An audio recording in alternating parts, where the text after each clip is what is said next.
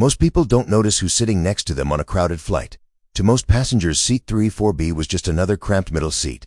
But what they didn't know was that the man sitting there tired, quiet, and dressed in worn jeans and a hoodie was someone who had carried more responsibility than anyone on that plane could imagine. And soon they were all about to find out. It started at the gate. The man in seat 34B, a single father traveling alone, stood patiently in line, waiting for his boarding group. But when he stepped forward, the gate agent looked him up and down and sighed. "Sir, you're in Group 8. That means y'all have to wait until the end." Passengers behind him chuckled. A business traveler in a sharp suit muttered, "Figures, probably bought the cheapest ticket he could find." The man didn't argue. He simply nodded, adjusted the old backpack slung over his shoulder, and stepped aside. When he finally boarded, the overhead bins were already full. He tucked his bag under the seat, squeezed into 34B, and quietly folded his hands. No one knew the truth about him, not yet. As the plane cruised above the clouds, a minor commotion broke out.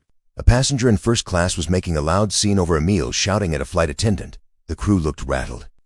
Meanwhile, a couple in row 33 glanced at the man in 34B and whispered loudly enough for others to hear, "Looks like he doesn't even belong here.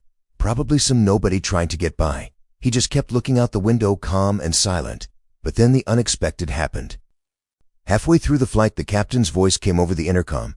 "Ladies and gentlemen, we've just been asked to identify if we have any military or government personnel on board. If so, please notify a flight attendant immediately."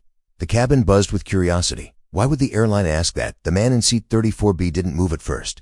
But then slowly he reached into his pocket, pulled out a slim leather wallet, and handed it to the nearest flight attendant. Inside wasn't just an ID. It was a military credential with a rank so high that her face went pale the moment she read it.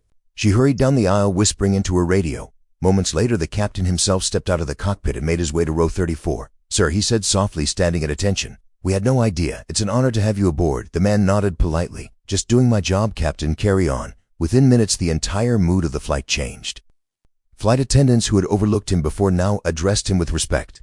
Passengers who had sneered at the seat now stared in stunned silence.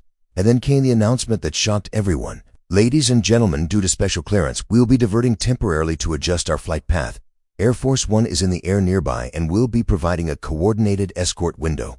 Passengers gasped. The man in seat 34B, the same man who had been mocked, ignored, and dismissed, had just caused an entire commercial airliner to divert for security coordination with the President of the United States. The business traveler in the suit leaned forward, witty. Who are you?" The man smiled faintly, "Just someone who served." By the time the plane landed, every single crew member lined up at the front, and when the man stepped off, they stood at attention. No one laughed at him now. He had been ignored in seat 34B, treated like no one. But in reality, he carried a rank, a call sign, and a lifetime of service that commanded respect, whether people recognized it or not. And that day, everyone on that flight learned a powerful lesson. Never judge the value of someone by where they sit. If you found this story inspiring, don't forget to subscribe for more powerful tales of respect, justice, and unexpected heroes. And let me know in the comments, do you think the passengers learned their lesson that day?